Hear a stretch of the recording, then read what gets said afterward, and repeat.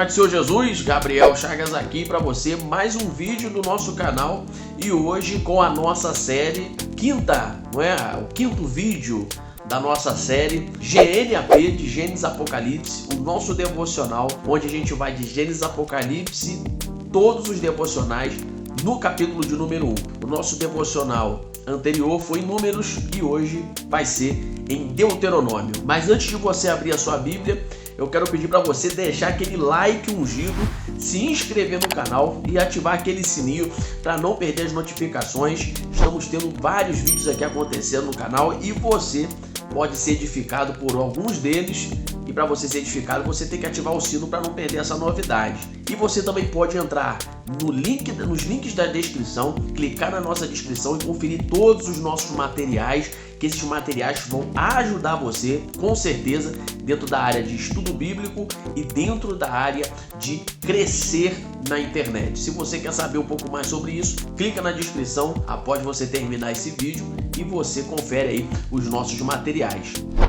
Portanto, agora nós vamos para o nosso quinto devocional dessa série GNAP. Se você quer conferir a série completa, vai no card que eu vou deixar aqui, que a gente tem a playlist completa de toda a construção desse devocional. Agora vamos para o devocional de número 5 em Deuteronômio, capítulo de número 1. Então abra sua Bíblia em Deuteronômio, capítulo 1, e nós vamos utilizar os versos 6 até o verso de número 8. Eu vou utilizar a versão King James atualizada, que está dessa forma. Assim falou-nos Yahvé, nosso Deus, no Horebe. Já permanecestes tempo suficiente neste lugar. Levantai vosso acampamento e retomai vossa caminhada em direção à região serrana dos amorreus. Ide a todos os povos vizinhos no Vale do Jordão, no Arabá, pela faixa de terra de relevo variável entre a planície costeira e as montanhas, a Cefalá, no Neguebe, e ao longo da faixa litorânea do mar Mediterrâneo, a terra dos cananeus e ao Líbano, até o grande rio Eufrates. Eis, portanto, a terra que eu vos dei. Entrai para possuir a terra que o Senhor, sob juramento, prometera dar a vossos pais Abraão, Isaque e Jacó, e depois deles a sua descendência. Olha só que interessante aqui, não é? Tem muita coisa para a gente trabalhar. O capítulo de número 1 de Deuteronômio, temos aqui, se não me engano, 46 versículos. São 46 versículos? Isso mesmo, 46 versículos. E para a gente começar a trabalhar o que a gente vai propor nesse devocional, vamos rapidamente entender essa estrutura de forma panorâmica do Deuteronômio. Deuteronômio é o último livro do Pentateuco, que no hebraico ele é chamado de Devarim ou Devarim, que significa estas são as palavras ou palavras. E isso vai sendo a mesma dinâmica dos livros anteriores, que utilizavam as primeiras palavras que abriam o livro e é colocado como título, não é? Foi assim em Números. A gente viu no devocional passado. Se você estiver interessado no devocional passado, vai no card aqui e confere o devocional de Números e depois você vem para cá. Mas se você quiser continuar aqui, pode continuar. Então aqui, quando a gente pega o capítulo 1, está escrito aqui, ó, estas são as palavras. Então esse uso desse iniciado aqui foi utilizado para nomear o quinto livro do Pentateuco. Só que a gente tem a tradução agora Deuteronômio. E essa tradução Deuteronômio, ela é da Septuaginta, que fez a união da palavra Deuteros, que significa segundo, né, segunda, e a palavra nomos, que significa lei. Então a gente faz essa união que dá segunda lei. Então o nome Deuteronômio significa segunda lei, ou como se estivesse dando a entender que fosse a segunda vez em que a lei estava sendo proclamada. E por que isso? Porque na verdade o livro de Deuteronômio está trabalhando a segunda vez em que a lei está sendo repassada para o povo de Israel. Mas isso porque o povo de Israel que está aqui agora não é o mesmo povo do livro de Números, do livro de Êxodo que nós fizemos nos nossos devocionais. Aqui agora é uma nova geração, que é a geração na qual vai herdar a promessa de Deus, porque a primeira geração não iria herdar por conta daquilo que aconteceu a partir de Números capítulo 13, que nós falamos no devocional passado também sobre esse assunto. Então a gente tem a primeira geração sendo impedida por Deus por causa da sua rebeldia, tomar posse da terra prometida, e agora temos a segunda geração na qual Deus está falando, olha, agora eu estou mantendo a minha promessa de Abraão, Isaac e Jacó, e essa promessa vai ser desfrutada, vai ser conquistada e vai ser entregue a partir de vocês. Então a gente tem nessa dinâmica é que o nome da Septuaginta se encaixa dentro do contexto desse livro, Deuteronômio, ou seja, a segunda vez em que a lei vai ser transmitida para uma nova geração. Então a gente tem essa construção do livro.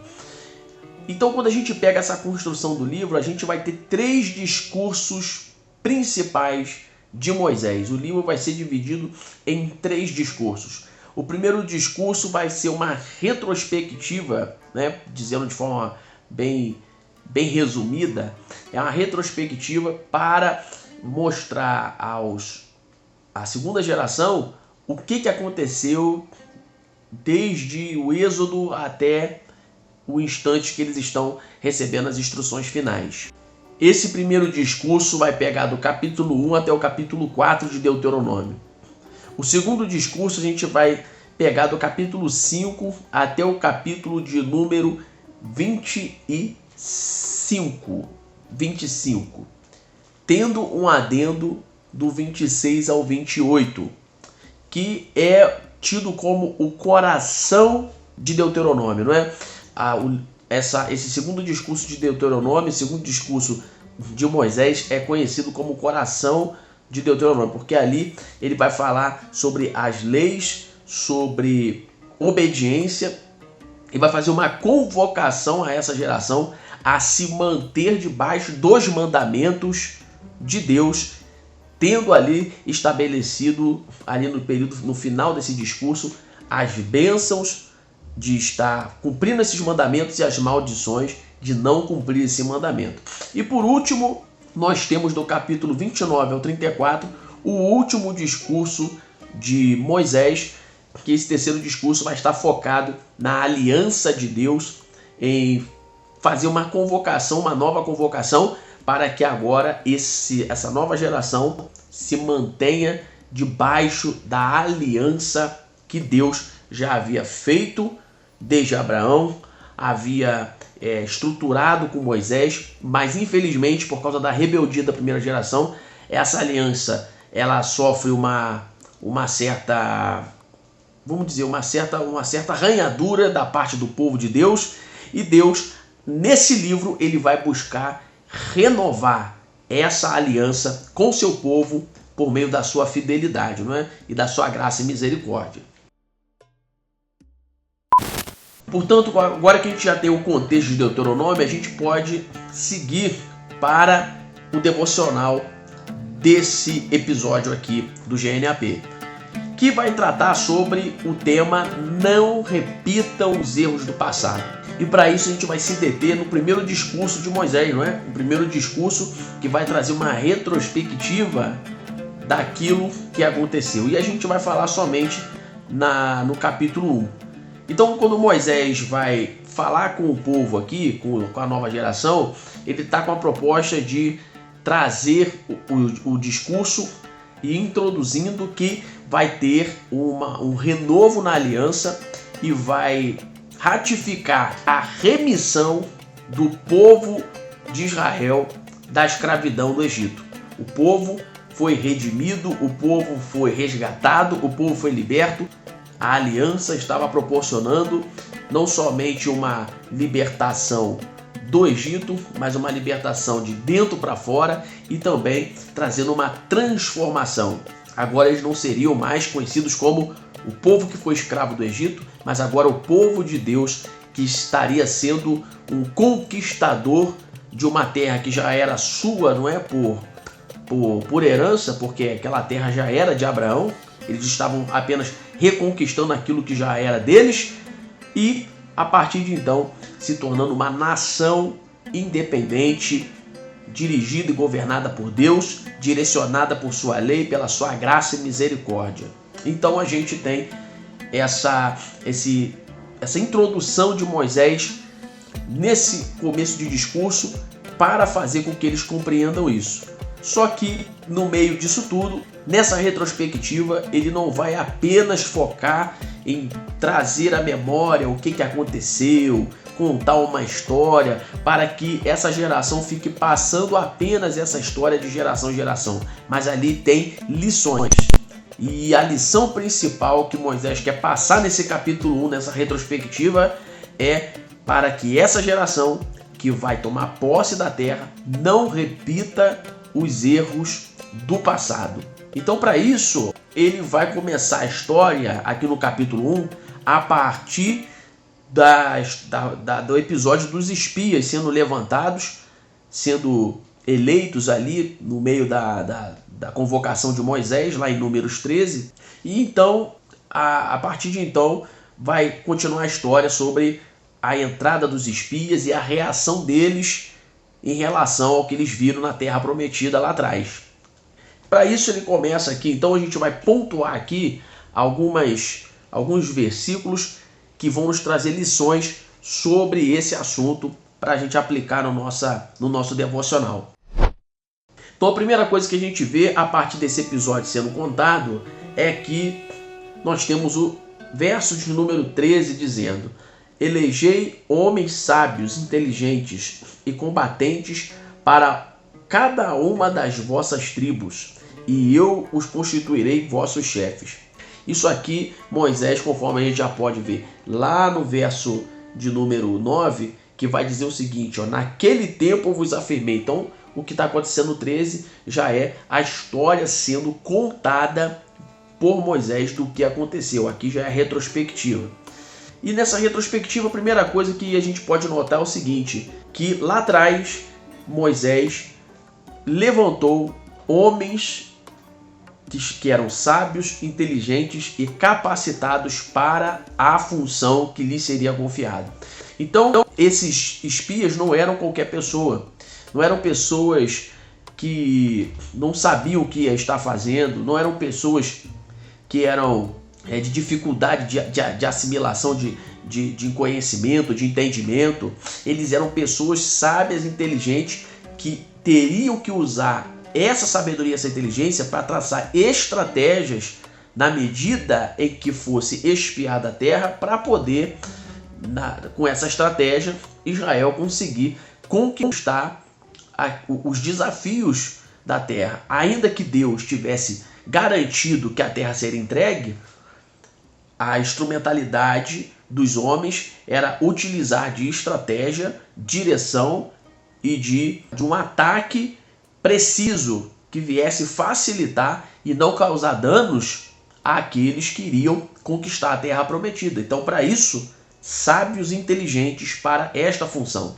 Então, a primeira coisa que a gente nota é isso. A segunda coisa que a gente nota é no verso 16. Naquela ocasião, ordenei aos vossos juízes: ouvireis vossos irmãos para fazer de justiça entre o homem e seu irmão, ou o estrangeiro que habita com ele. Então aqui no verso 16 a gente tem a segunda questão que é levantada por Moisés. Moisés ele levanta juízes para poder auxiliar Moisés na parte administrativa do povo de Israel. Moisés já não estava conseguindo lidar com todos os desafios sozinho, então ele precisa de auxiliadores. E isso foi mediante ao conselho do seu sogro, não é? O seu sogro Jetro já havia aconselhado Moisés a estar levantando os ajudadores para diminuir a carga. Então Moisés ele levanta juízes para auxiliar. Então nós temos homens sábios, inteligentes e capacitados sendo levantados para ir para a terra espiar e traçar estratégia. E do outro lado nós temos juízes para auxiliar na organização de tudo. Agora no verso 19 temos algo interessante. Mais tarde, conforme Yahvé, o nosso Deus, nos havia ordenado, partimos de Horebe e marchamos em direção à Serra dos Amorreus, atravessando todo aquele imenso e terrível deserto. Vós bem vistes, e assim chegamos a Cades Barneia. Aqui nós temos no verso 19 Moisés mostrando que a mesma direção que Deus estava dando para essa geração, do verso 6 ao 8, é a mesma direção que Deus havia dado para a geração anterior. Eles vão pegar a mesma direção, eles vão pegar a mesma jornada, eles vão pegar a fidelidade de Deus se mantém. Deus vai dizer, eles não deixaram de pegar, de conquistar a terra prometida, porque eu mudei de ideia, mas é porque eles cometeram erros gravíssimos que os impediram de conquistar a terra prometida, mas a minha direção continua a mesma. Então, está sendo mostrado aqui, vocês vão pegar a mesma direção da parte de Deus da geração passada. Agora, o verso 20 é interessante. Então eu vos disse, chegastes à montanha dos amorreus, que o Eterno nosso Deus nos dará. Verso 21. Eis que Yahvé teu Deus te entregou esta terra. Sobe, pois, para possuí-la, conforme te ordenou o Senhor, Deus dos teus pais. Não tenhas medo, nem te apavores. Então, além de Deus ter dado a mesma direção, Deus deu a mesma garantia. Deus deu a mesma garantia, porque como vimos aqui do verso 6 ao 8, Deus dá a mesma garantia, ó, vai lá que eu te dou essa terra. Ou seja, verso 8, eis portanto a terra que eu vos dei. E aqui no verso 21 já está dizendo, vai, sobe porque eu já dei essa terra. Então Deus deu a mesma direção e a mesma garantia. Só que aí vai entrar o grande problema da geração passada. Verso 25, tomaram consigo dos frutos da região e nos trouxeram, relatando-nos o seguinte, a terra que o Senhor nos deu, a terra que o Senhor nos dará é boa. A terra que o Senhor nos dará é boa. Olha só que interessante isso aqui.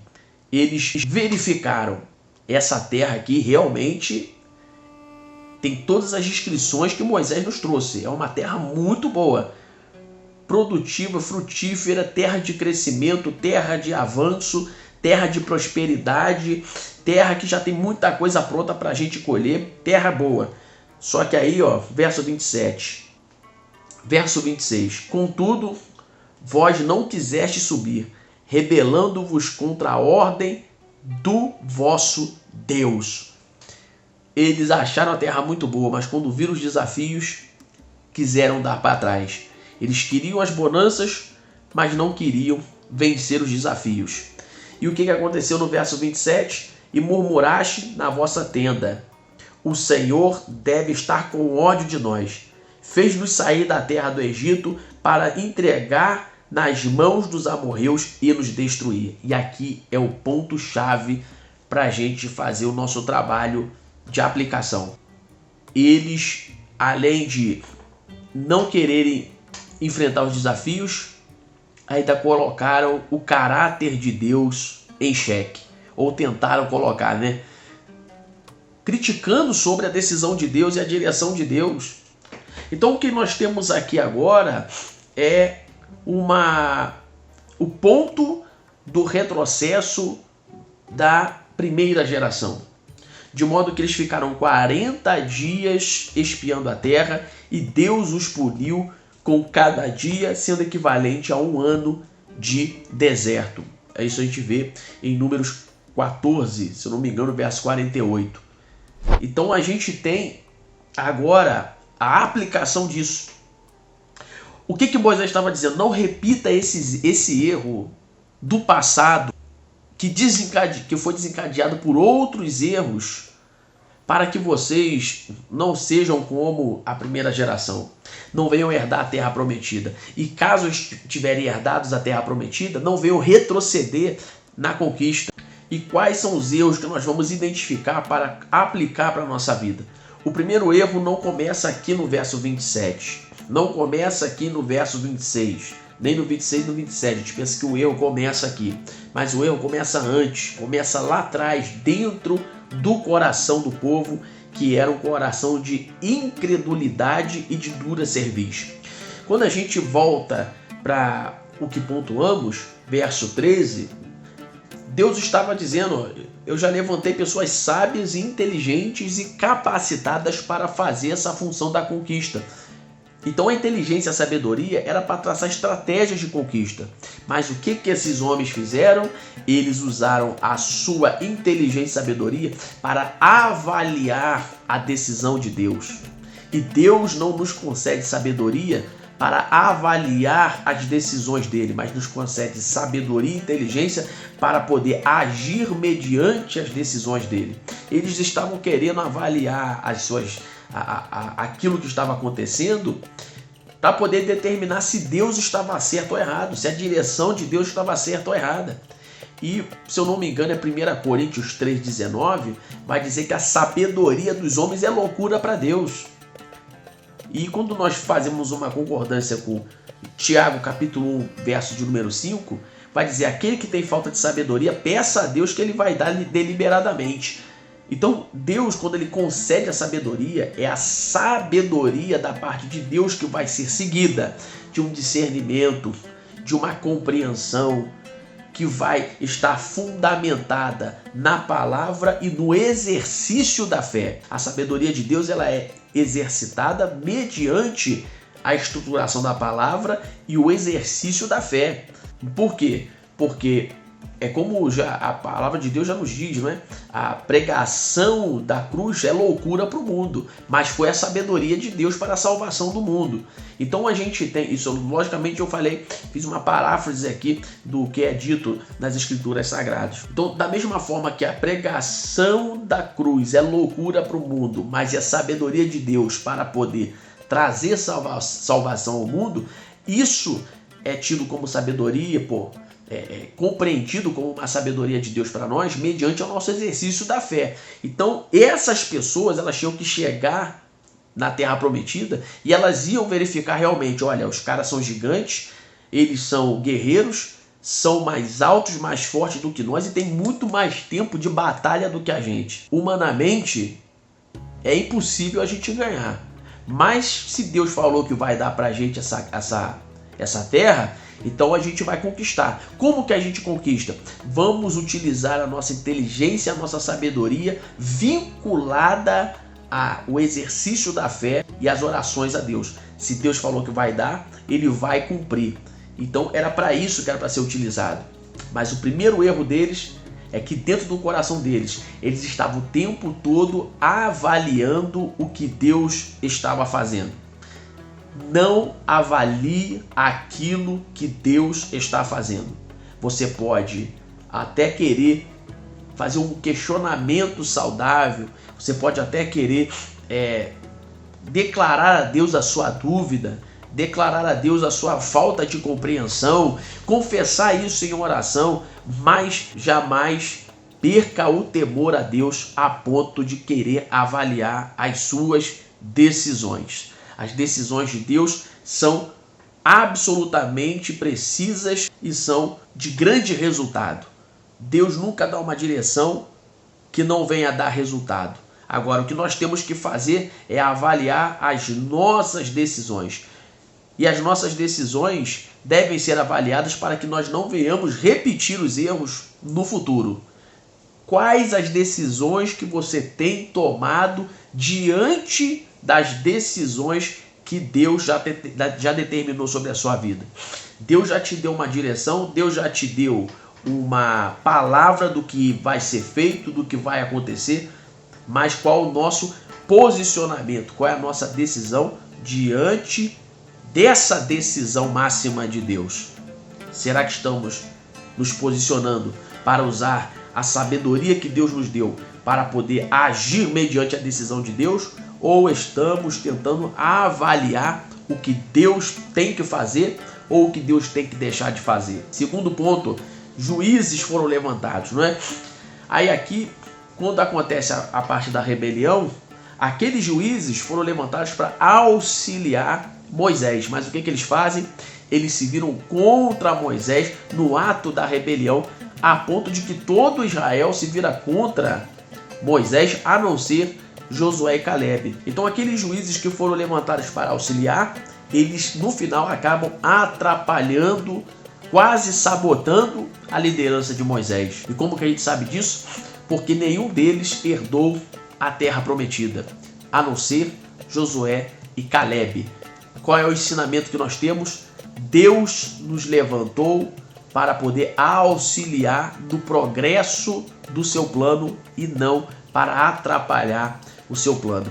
Qual é a sua posição hoje mediante ao plano que Deus traçou, não somente para a sua vida, mas mediante ao reino de Deus, ao plano salvífico de Jesus Cristo, ao plano de progresso do reino de Deus? Será que você tem se posicionado como alguém que está para auxiliar, para poder edificar e proclamar que Jesus, que o reino de Deus é chegado, que há um avanço, que a volta de Jesus está próxima, que os planos que Deus tem para a sua vida, você está ali se permitindo ser moldado para poder, cooperando, não é? Com a sua renúncia, com a sua entrega para poder ser moldado para vivenciar as promessas de Deus?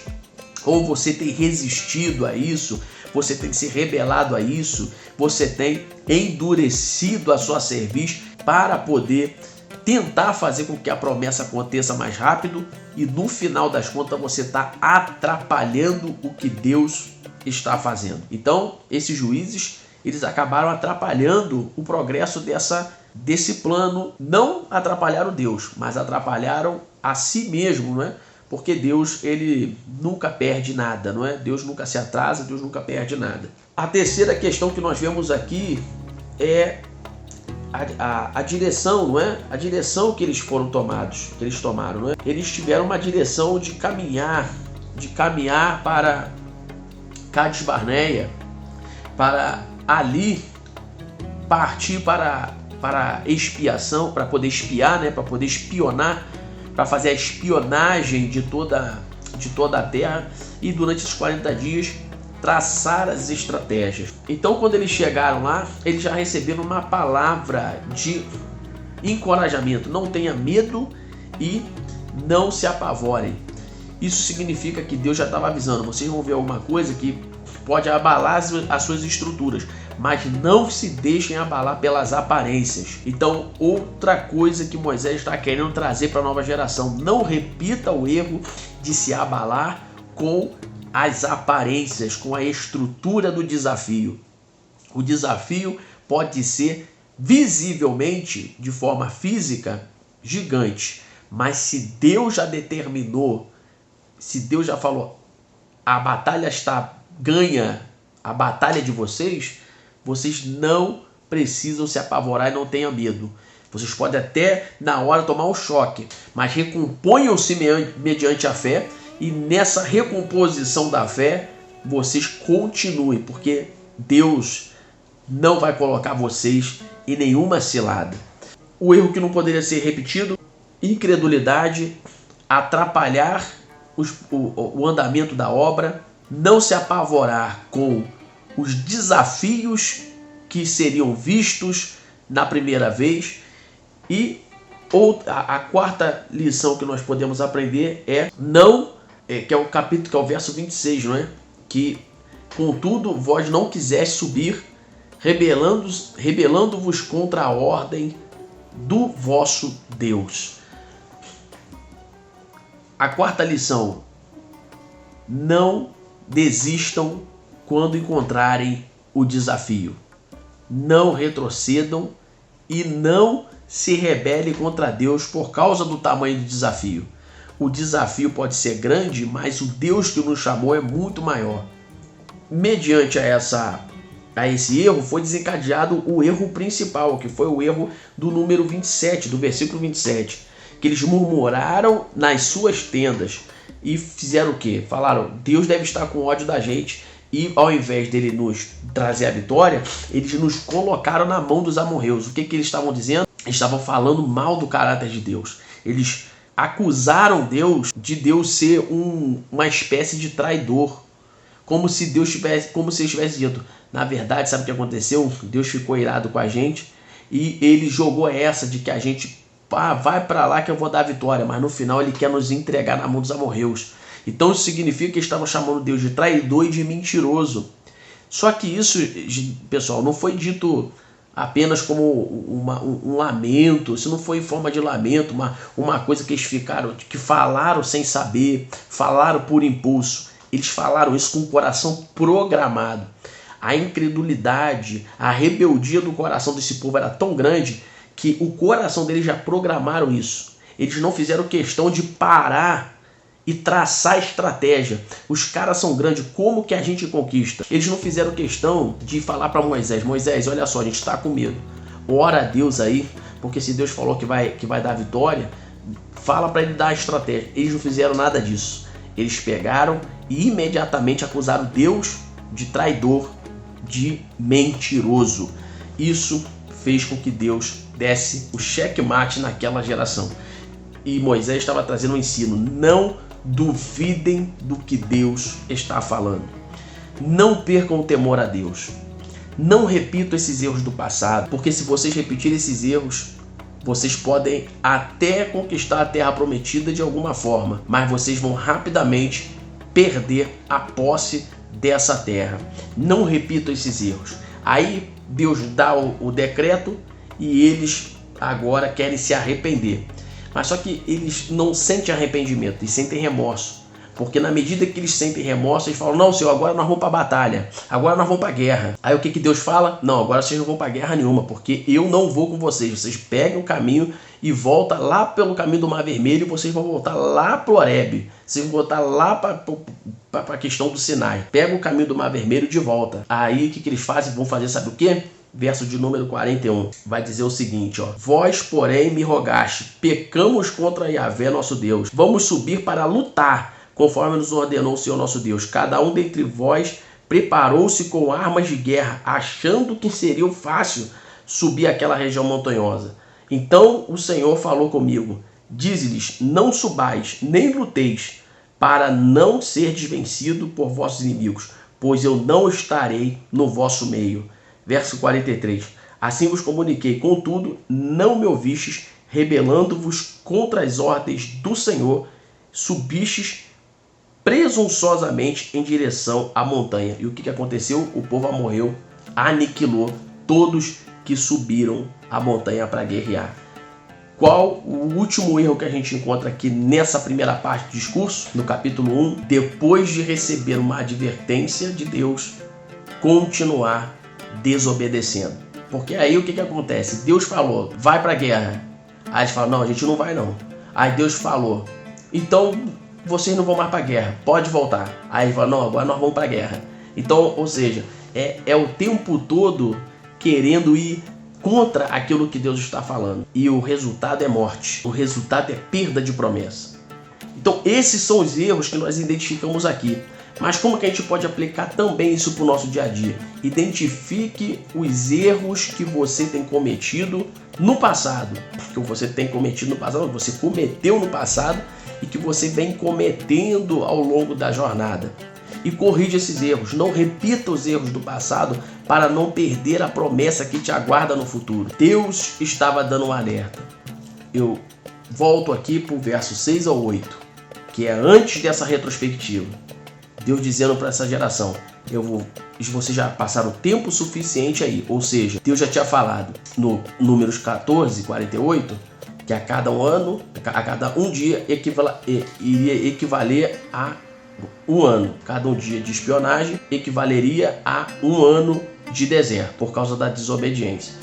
Quando a gente chega aqui no capítulo 1, verso de número 3, vai dizer, ó, no 40º ano do primeiro dia do 11º mês, Moisés proclamou aos filhos de Israel. Isso significa que eles já estavam cumprindo toda o castigo que Deus havia colocado, não é? Todo o castigo de Deus dos 40 anos já estavam cumpridos. Então Deus, quando chega aqui no verso 6, está dizendo, todo o tempo que vocês tinham que cumprir, vocês cumpriram. Agora vamos retomar o caminho, porque a minha fidelidade permanece. Então o que Deus está querendo dizer? Se você corrigir os erros, a fidelidade de Deus permanece. Se você corrigir a rota, a graça de Deus permanece. Se você corrigir a sua postura diante de Deus, a misericórdia de Deus permanece. E Deus pode cumprir promessas na sua perspectiva ou no andar da tua carruagem, podem estar atrasados, mas Deus pode fazer com que elas se cumpram, mesmo você tendo passado aí os teus 40 anos de deserto. Então não repita os erros do passado, parte para frente, parte para cima, deixa Deus, por meio do Espírito Santo, corrigir tudo aquilo que você vem errando. Não seja de dura cerviz, não utilize a sua sabedoria para avaliar o que Deus está fazendo e muito menos para tomar decisões sem a dependência de Deus. Não tente atrapalhar a obra, não fique com medo dos desafios, não desfrute do que é bom e murmure daquilo que você vai ter que enfrentar.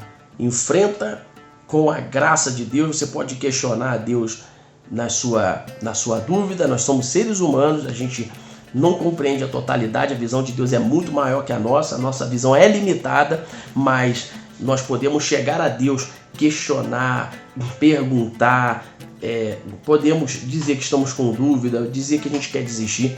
Tudo isso a gente pode fazer debaixo do temor de Deus. O problema é quando queremos fazer isso com a perda do temor, com a rebeldia, com a incredulidade, e com isso só quem perde somos eu e você. Então não repita os erros do passado. Identifique. Se você está fora da presença de Jesus, esse é o maior erro que você pode cometer. Vá para Jesus, conserte a sua posição diante dele, porque ele não tem somente promessas físicas para entregar para você, mas ele tem a promessa celeste, que é a Canaã celestial. E para você entrar na Canaã celestial, você tem que estar debaixo da sabedoria de Jesus, por meio do Espírito Santo, que o maior exercício dessa sabedoria é entregar a vida para Jesus e manter-se na presença do Senhor. Não atrapalhe a obra, seja um cooperador da obra, orando, pregando, evangelizando, ofertando. Seja alguém que, quando vê os desafios das trevas, você pode tomar um baque, mas nesse baque você fala: Deus, estremeci diante do meu inimigo. E Deus vai te conceder força, estratégia, vai te conceder estrutura e coragem. E quando você estiver diante do seu inimigo, não venha blasfemar contra Deus, mas diga: Deus é fiel, se Ele prometeu, Ele vai cumprir. Com isso, nós vamos conseguir chegar na terra prometida e desfrutar dessa terra que emana leite e mel. Bênção de Deus. Então, está aí o nosso devocional de hoje, GNAP, Deuteronômio, capítulo de número 1. Não repita os erros do passado e desfrute da promessa do futuro no seu dia de hoje. Que Deus edifique a sua fé, que Deus edifique a sua jornada. A luta nesses anos aí tem sido difícil, mas eu tenho certeza que Deus permite lutas para poder nos levar às conquistas da vitória. Deus vai nos dar a vitória no nome de Jesus. Não deixa de conferir a nossa descrição. Tem materiais ali que você pode adquirir, ser abençoado e abençoar o canal. Se você quiser abençoar o nosso canal, também vai ter outro link no comentário fixado que vai poder abençoar você nas suas compras online com um descontão abençoado. Maravilha de Deus. Deixa o like, se inscreve no canal e a gente se vê no próximo devocional. Um grande abraço, Deus te abençoe. A paz de Cristo. Amém.